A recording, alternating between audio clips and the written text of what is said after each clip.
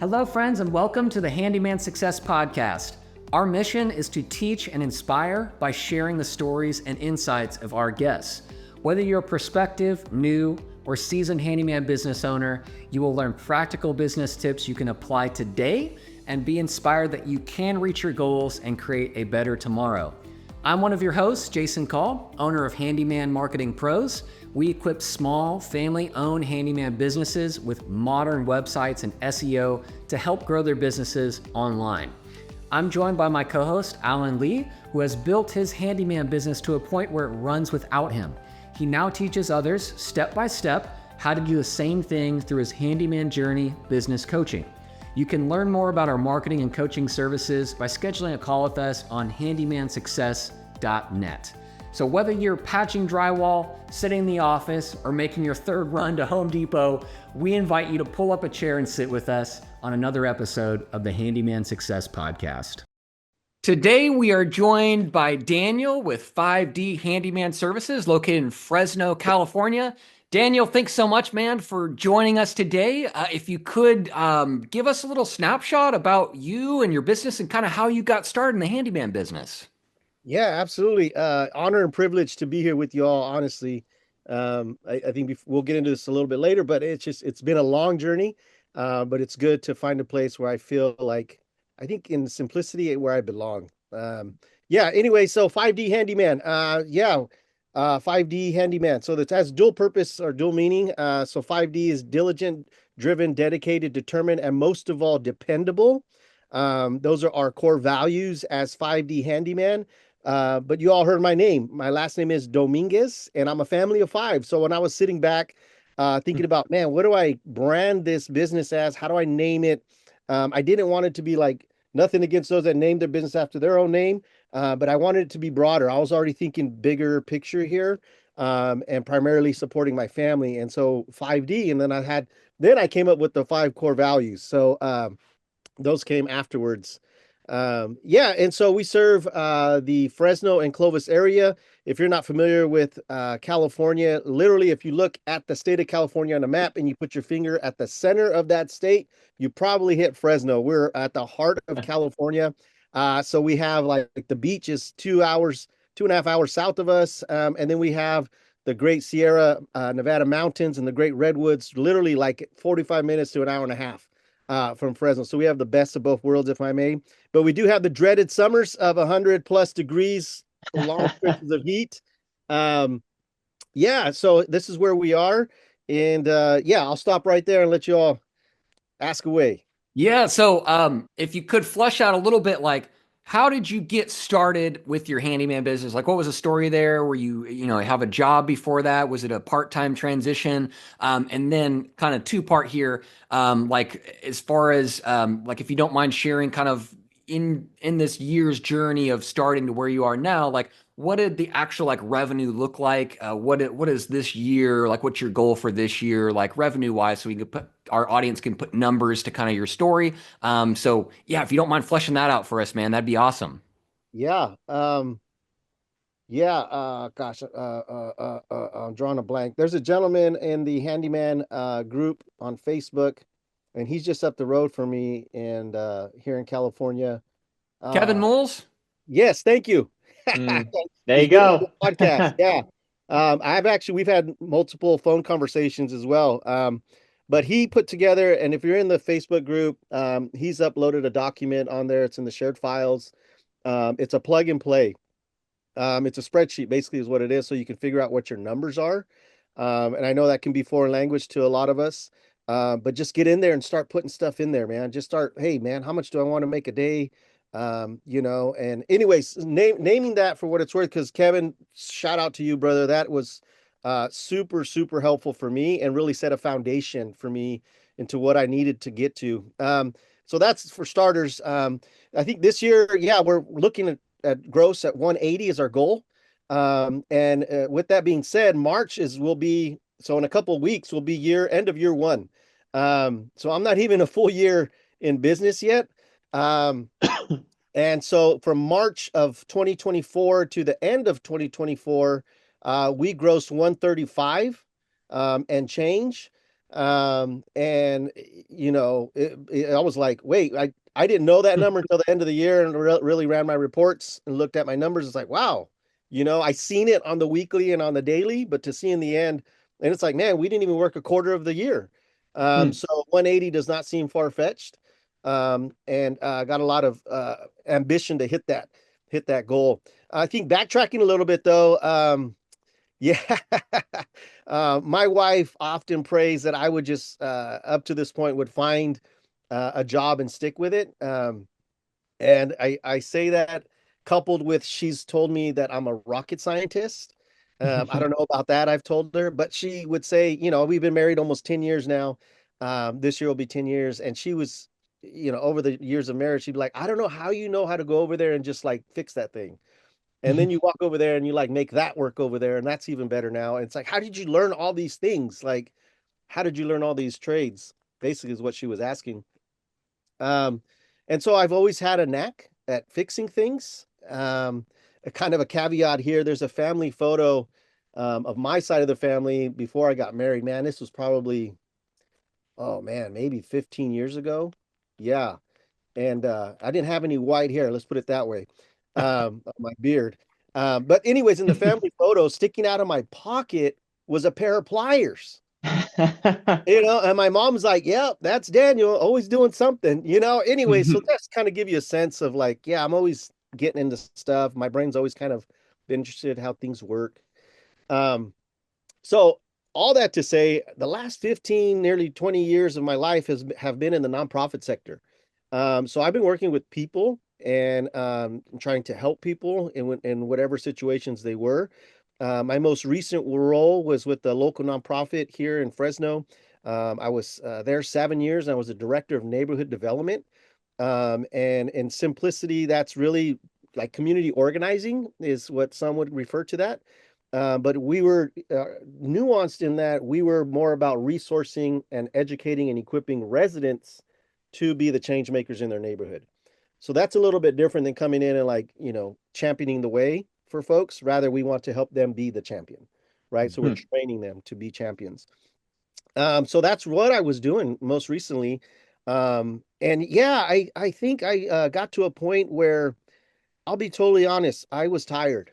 It's a very emotional, heavy work, and change comes very slowly. And so yeah, I think after 7 years plus, again, I was in other nonprofit work. Honestly, I was in ministry before that. And the nonprofit I was working for was a Christ-centered nonprofit. So we served humanity and worked towards betterment for humanity because of our belief in Jesus Christ. Um, so that was the driver there. But I think I was ready for a break. And I was tired. And so so that was happening internally, right? Kind of wrestling with that, feeling fatigue. Change takes a long time in the neighborhood, so to speak. Changing policy and whatnot takes a long time. So that was happening internally. Realistically, February of 2024, well, maybe that's not right. Maybe it was 2023. I think it was February 2023. Yeah. I took my family out to go eat. We went to go get some tacos, a lot of good taco spots here in Fresno. And my son, he's 8 now, so this was 2 years ago. He's like, hey, he calls me Papa. We're a bilingual family. And he's like, hey, Papa, I don't want one taco today. I want three. And I was like, hey, bud, we'll get you as many tacos as you want, right? We love our kids, man. Take care of them. But we sat down and we're eating, and I was like, shucks, tacos aren't $1.50 anymore. And this was again in 2023, so that we were getting a spike. Gas prices had just surged. Um, and yeah, things were, prices at the store were going up. And yeah, again, tacos weren't $1.50 anymore, right? So I was like, okay, so really, and we're sole income family. We've been blessed. My wife has been stay-at-home mom, taking care of 3 kids. There's a saying, beans, rice, and Jesus Christ will make it work. There And you so go. we've pinched pennies for a lot of years. And the nonprofit I was previously at took care of me. I mean, we had full benefits, medical, dental, vision, and a great salary. Um, yeah, but we had a baby. My youngest, he wasn't quite eating like he is now. He's 3 now. But again, I was like internally, I'm like, oh man, like this is gonna have a ripple effect, these costs, right? Hmm. Fuel's going up. My son wants 3 tacos. And all joking aside, is like, I gotta figure something out. I told my wife, I was like, we need to figure out. We weren't, we've been pretty good about not going into serious debt. We're pretty frugal, I would say. Although my wife would probably say different. But I recently, sorry, I can get on some tangents here, but I recently told her, hey, I have the best job now because all the new tools now are paid for by the business. Like it's not coming out of our purse anymore. That's going to Anyways, resonate with many of our listeners. oh man, it's great, yeah. So yeah, that's when I sat with my wife one night and I was like, I think I need to start picking up some side jobs, and I dabbled with side jobs. Man, okay, let me backtrack quite a bit here. In high school, I built a 3-car garage over the span of my junior and senior year. So we had a building trades program at my high school. Um, and so yeah, from foundation to shingles, like we did it all. Group of guys, about 20 of us that were consistent through those 2 years. You can read about that on our website, 5dhandyman.com. Thanks to Jason for that. Shout out to Jason. That's been a great resource, and we'll get to that too. So I've always been in and out doing stuff. And so I again in 2023, I put one social media I guess promotion out there, and it wasn't like the paid promotion on Facebook. It was just my personal page. And I created a little thing on Canva, which is a digital system you can make flyers on. Really good resource for those of you that need something that help you create digital material, Canva. And if you can get the paid version, it's even better. Um, anyways, threw that out there on Facebook, and I started getting people calling me and messaging me like, "Hey, can you do this? Can you do that?" And it's like, "Yeah, yeah, yeah." Fast forward to the end of 2023, it was October 2023. There was like 2 to 3 weeks, consecutive weeks, where I literally thought I was gonna die. I was working like 80, 90 hours a week. I'd leave the office. I was still at the nonprofit. I would leave the office and then I would go do somebody's whatever it was, right? Install a microwave.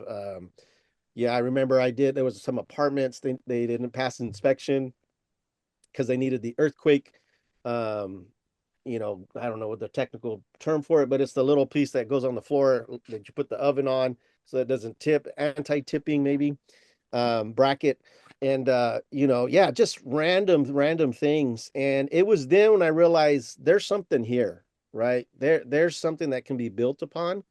Um, and then I started doing like my actual, I guess, studious research. So I started reading and trying to see, yeah, what is the demand for trades right now, right? And I've watched and heard of Mike Rowe, right? And he advocates and still advocating for people to have a pathway to the trades.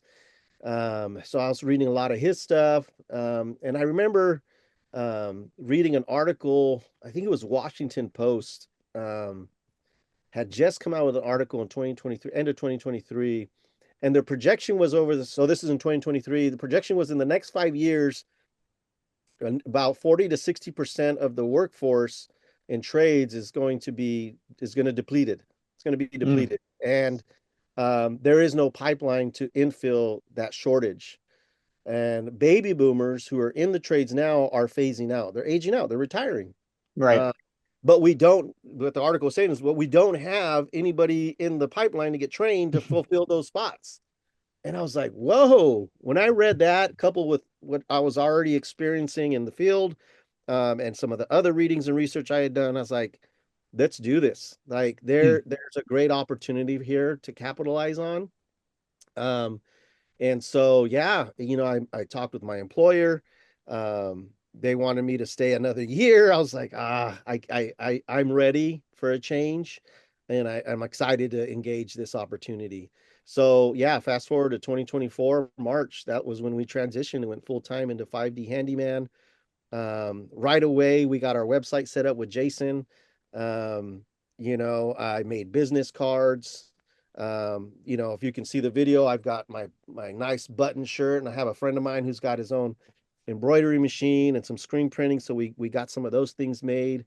Um, and I went with khaki. So everything I got is khaki for 5D Handyman.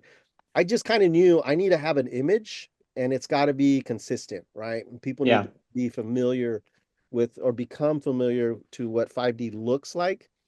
And so that was it. I took the leap, man. We jumped. And I'll be honest, we didn't have a pot of money saved Hmm. up to save us if it didn't work. It was I guess it's entrepreneur spirit, right? My wife is also very entrepreneurial. But she was like, all right, let's, Hmm. I think again, kind of coupling this internal struggle of like, I'm tired, I need a change, I need a break, and opportunity, and also a sense of fulfillment for me personally in serving people with my hands. um, my wife also viewed that as a win, right? So Hmm. it's very holistic, if I may, in our approach into why we launched this business. And I know that's not the story for everybody, and Hmm. that's okay. But yeah, no, we didn't have a pot of gold. I honestly, I think we had, oh man, it might have been like $1,500, $2,000, in our savings. And right, we got a mortgage, we had a car payment at that time. um, and we went for it, and it's been great. I mean, financially, we've been able to make it work. Yeah, and it's working out great. I will add, um, I did not launch without any resources when it comes to the trades. Again, I've been dabbling in this stuff since high school, so I've been buying tools, uh, Hmm. since I was a teenager, man. I still have a lot of those tools. And so I already had a lot of things that I use on the daily. I already had a truck, because I'm just a person who's always thought, man, you could always use a truck, right? And now that truck is outfitted and fits our business well. So I just want to make sure it's clear. Like I didn't go dump $20,000 on a credit card to get everything I needed to be able to launch our business. I did it. I already had some tools. I had a truck. I did, I did use my credit card to get my website going. I did use my credit card to get my uniform. And then a few other things I needed for my truck just so I could get it to function properly for me on the daily. But that was short-lived. I mean, again, our business took off and we were able to pay all that off fairly quickly. But I know, is there a good debt? Is there a bad debt? Is kind of what I'm getting into here. I think a bit of a caveat is I'm not trying to keep up with the Joneses here. Uh, Hmm. I'm not trying to be, I one day I would love to have a van that's wrapped, right, with my logo and all that stuff. Absolutely. And I love to have 2 to 3 techs out there. That's the goal. But I'm not going to do it. I'm not going to try to get there to my own detriment, right? Right. So I trust that in time those things will come, and simple's almost better right now, and that's okay, right? And yeah. Anyways, I know I keep talking, so I'll let you Yeah. guys chime in and maybe ask a few questions. I love it. I love it. One takeaway from that is the cool thing about this handyman business is it's a very low cost to enter. Like you don't really need a whole lot of money. You don't have to take out you don't have to take out $50,000, in loans to get this thing started. There's people that have literally started with a Prius because that's what they have, and Right. a few tools. And then I remember for me, like I didn't have all the tools in the world, and I just bought the tools as I needed. I remember Right. one job came up where I needed a miter saw. So I went to Harbor Freight and I bought a miter saw from Harbor Freight, Uh-huh. and I needed a nail gun. So I went to Home Depot and I got a Ryobi nail gun, like cheap stuff, right? Yeah. And then eventually you build up and you buy a little bit more expensive miter size. You can afford it. It's very, very cool. That's one thing that's, I think, a blessing about this business is it's a very low cost to enter. I love your story, Daniel, about how you kind of started up and it kind of came from this like longing within, longing for more. And then also a lot of like hard work because you worked at the nonprofit and then you worked as the handyman, in the nights and weekends. And that's a lot of work. Yeah. And you kind of took the leap. You say you only had like 2 grand in the bank when you did it. What would you recommend for people that are listening to this? Would you recommend anything different? Would you recommend like, hey, I recommend you save up X amount before you start? Or is it like, hey, if you feel like you should do it? Like, what would you recommend for people listening to this? Yeah, there's no cookie cut answer. I Hmm. want to name that on the front end there. Every situation is different. Yeah, every circumstance is different. I would advise is like have folks in your corner that you can process with, um, and find them if you're not sure who they are right now. Folks that maybe they're a business person already, maybe they're an accountant. Something in financing is kind of where I'm alluding to here. And then whatever your personal beliefs are, find somebody in that corner. And so faith, right? Hmm. And then also like if you're a like if you have a family, maybe there's another husband out there who else has a family and is a little further ahead of you. Like build up your corner and process this stuff with them before making the leap. Those are some of the things that I did, right? As well as also doing due diligence in researching your neighborhood, your city, your region, wherever you're at, and like start cold calling handyman. Hey, what are you charging to do this? What are you charging to that? And granted, not everybody's an open book, but I guarantee you're going to find one or two that are, Mhm. and they have an expertise that you may not have, and vice versa. Then you're networking while you're also gaining super insightful information about the trades and what the climate is like in your area. So that's, do that research. And then I would also, in that research, call like the AC company in your city. Like you Hmm. see the billboards out there, you see the construction sites with these big name brand or big corporation contractors, right? They're doing major projects. Cold call those guys too. It's like, hey, what do you guys charge to do an AC service call? Hmm. Appliance, call an appliance. I don't, whatever aspects of the trade you're trying to get into. Again, trying to gauge what is the barometer of cost here. What are folks charging? What is considered acceptable, or what is like, oh my gosh, they're charging that much money for that? I can definitely beat that, right? All that's super helpful because I think for me, I have been dabbling in it, not running a business on it, right? And those are two totally different things. Where when I was dabbling, doing little side jobs, really I was helping friends and family, right? And it's like, just buy the pizza, we'll get it done, you know? And it's 2 days later and we're still trying to chip away, right? So I can't do that as a business owner. Like I Right. wouldn't succeed. So I have to have, oh, my point was I didn't have that baseline of knowledge to know like, oh, I should be charging X, Y, and Z for this. And I think a lot of folks I've heard on the podcast can resonate where, yeah, when I started in 2023, it was 50 bucks, 50 Hmm. bucks an hour, right? But I had a full-time job. And Right. and it was like, yeah, 50 extra bucks every hour. That's great. That's what I need for those extra tacos, right? For my son. Um, and so, that worked out, but I quickly realized, even while doing this, while moonlighting, like I started doing the numbers. Shout out again to Kevin.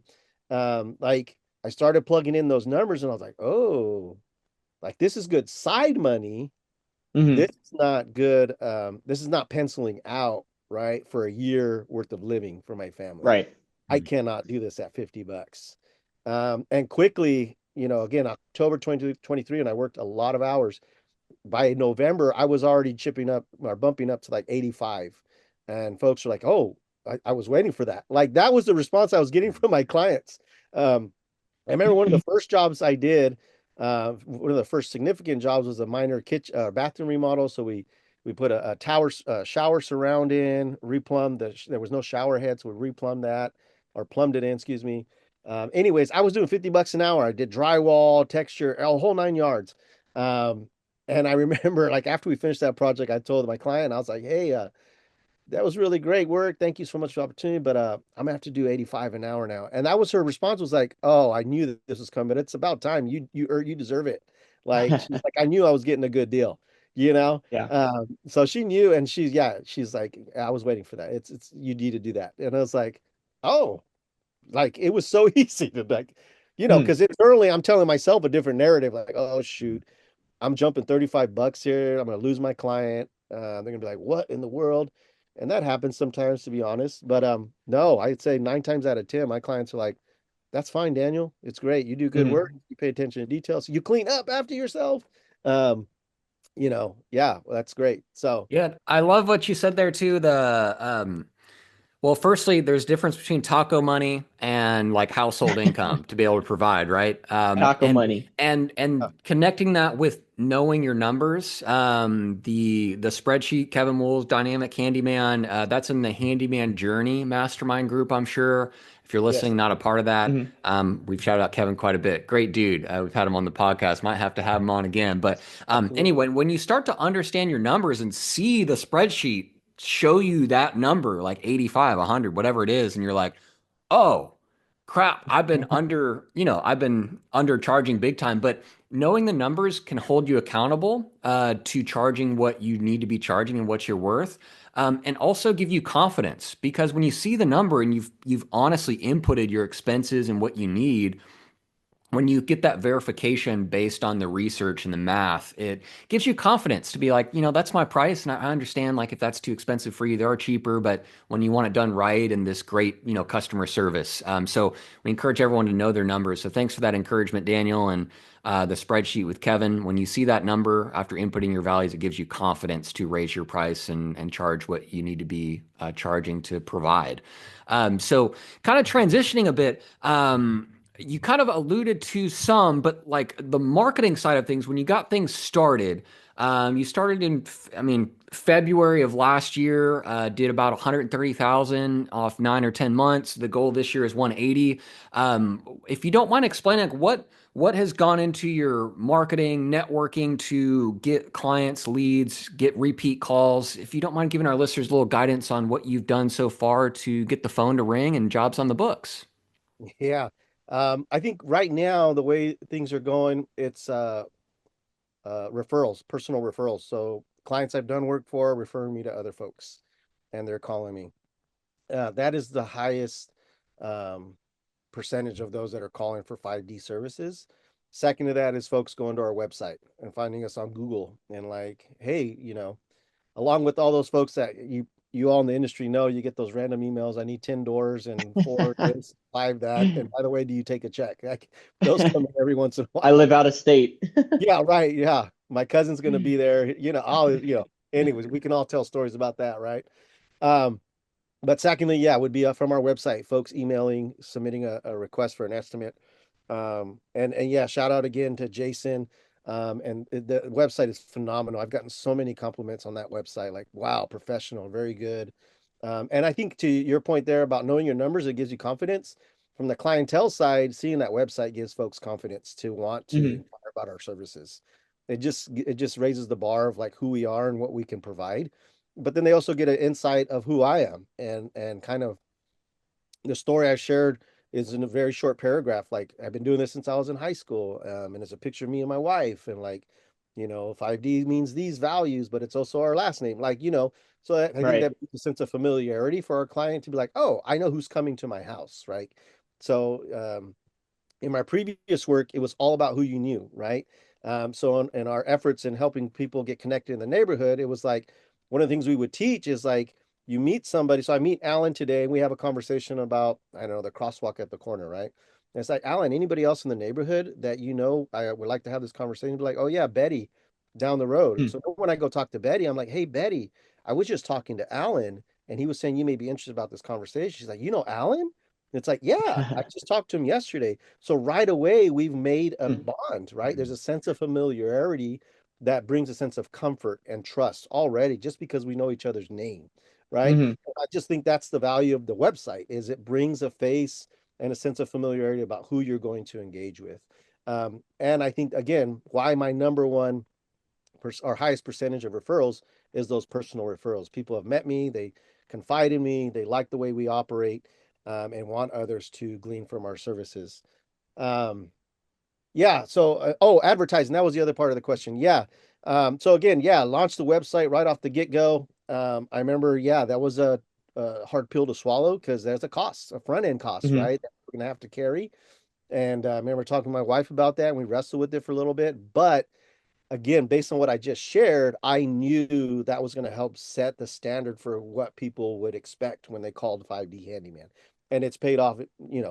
time and time again. So that was one thing was we did our website. Social media, I created I don't even actually use it much anymore. I'm so bad at social media. But anyways, I created a 5D Facebook page, right? The business profile. Jason and his team helped us get the Google profile set up. So that all that was kind of the marketing. I made business cards. There's a local print shop here in town. I think I did like 150 cards for like $20. I don't know. It's really reasonable.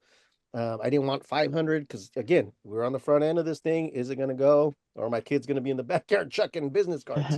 So, I got the smallest package possible, no sheen, right? Very basic.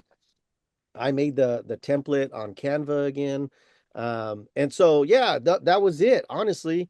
I know this is unique to my circumstance, but again, the last 15 or 20 years of nonprofit work, I had a pretty large network of folks that knew who I was. And that's really what set us off from the very front end was people from those. I remember, think of concentric circles, right?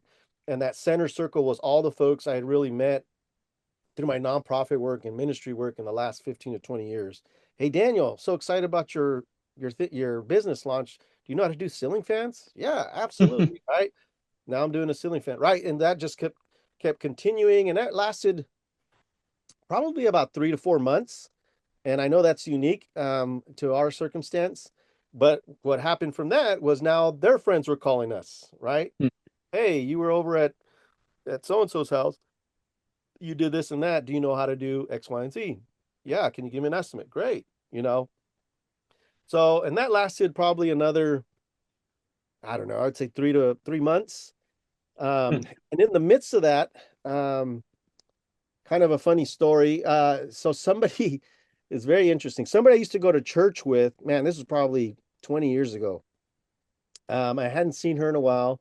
Again, I had put on Facebook that we were launching this business. She reached out to me and she's like, hey, this apartment complex, and this will get into the other branch of who we service, which is commercial accounts.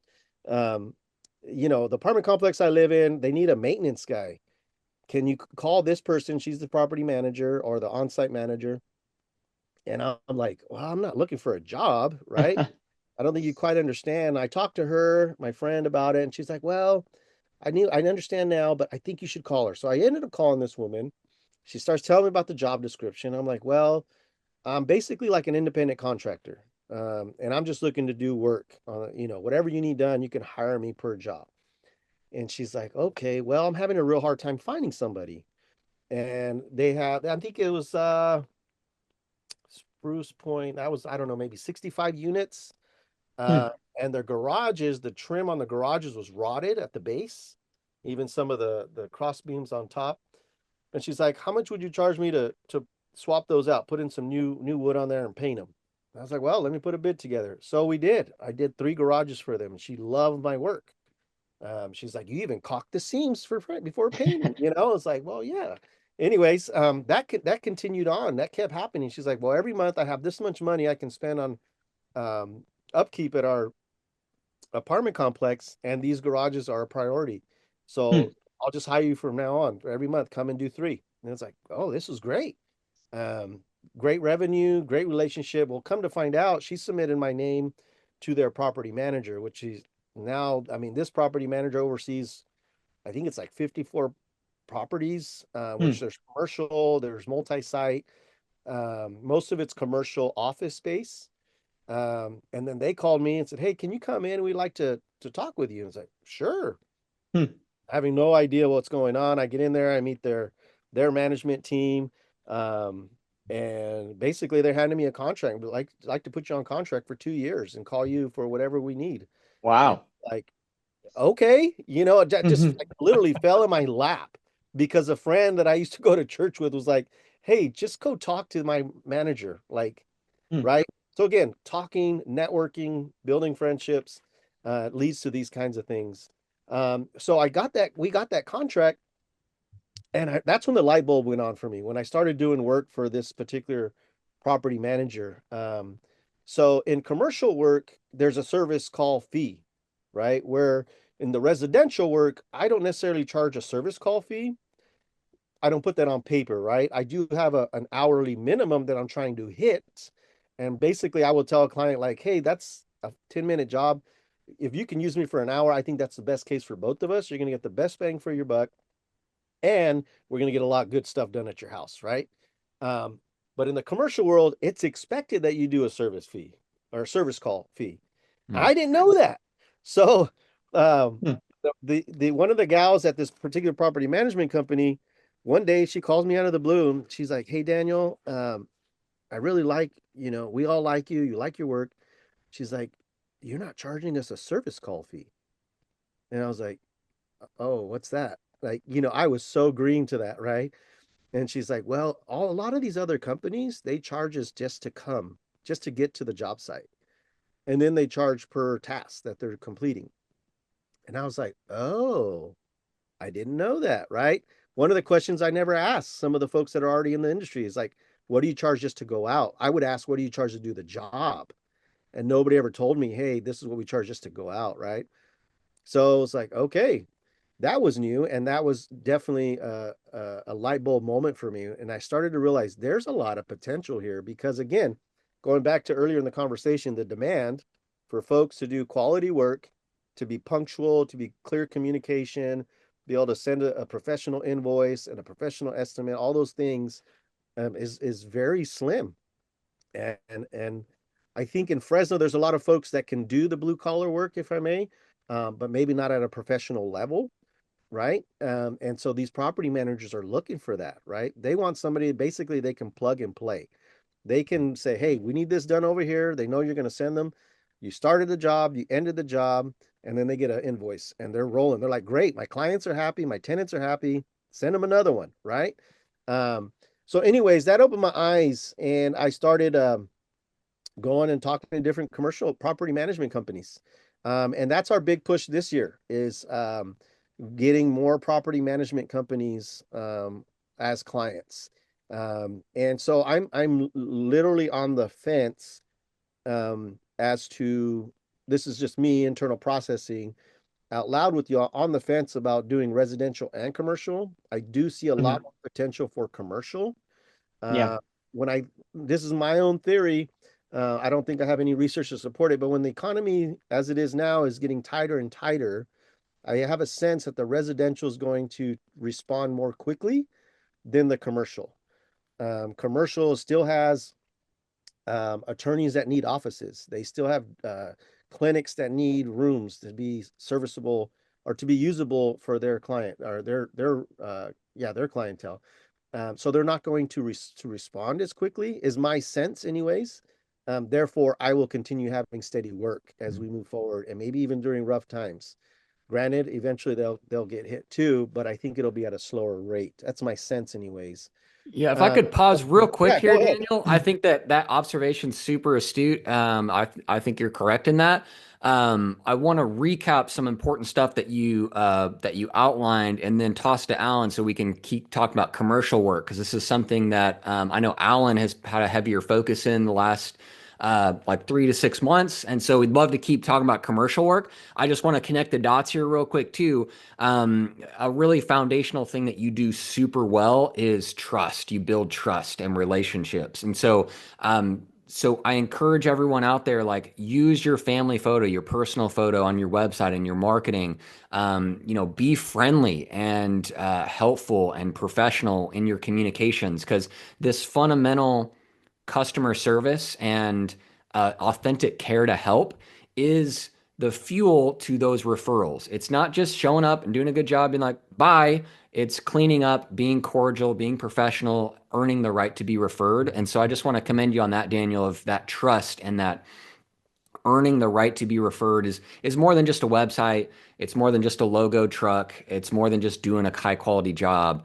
It's about providing a high quality customer experience. So I just want to make that point to everybody because that spark can create a relationship like you had with the Mm. apartment complex, and then now a bigger property management company that's opened up this whole commercial work. So you can see here how one experience with one client when you do it really, really well, can transform your business and open up huge opportunities. So I just wanted to pull out that nugget that you shared, Daniel. So thanks for sharing that story.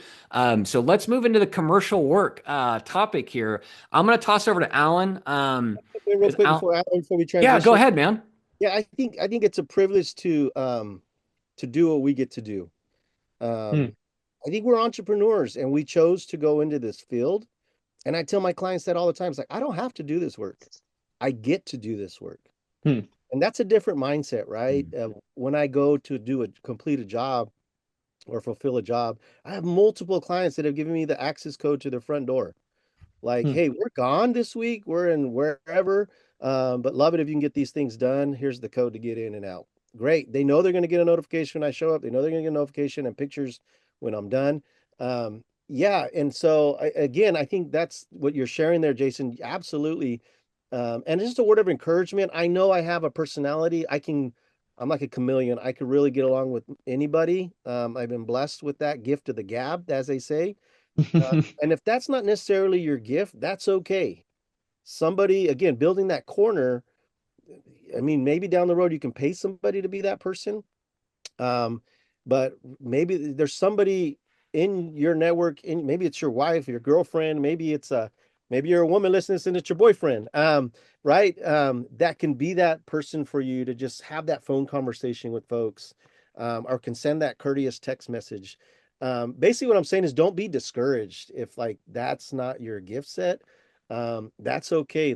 Be creative and put time and energy into trying to figure out how do I meet that demand, right? Because yeah, that personal connection is yeah, super, super important. I think a And foundational thing that anyone can have though is that mindset of I'm here to help. I'm happy to be able to help. I'm happy to be here and be doing this. And that could look different based on personalities and gifts, but I think that's maybe I'm not a psychologist, but maybe that's a core thing that anyone can carry, that your own personality is going to positively flow through that good mindset, and it might not be the gift of the gab, but it's yeah, going to come through to the client. yeah, that's good. Hmm. That's good. Yep. All right, friends, that's a wrap of this episode of the Handyman Success Podcast. Thank you so much for joining us on your journey in building a thriving handyman business. We would love to hear your thoughts on this episode. Whether you learned something new or you're facing challenges that you're just not quite sure how to deal with, we would absolutely love to hear from you. We would love it if you would leave us a review, drop us a comment, or hit that like button telling us that you liked this episode. By doing this, you truly help and support us in creating more of these podcast episodes to help change the handyman industry to something amazing. And I want you to remember that you are not alone on this journey. Jason and I are here to help. If you need anything at all in regards to business or marketing, you can reach out to either Jason or I at handymansuccess.net. You can go over there right now and set up a free consultation call with either of us. We would absolutely love to talk with you. So thanks again for spending this time with us. And until next time, go out and be a blessing.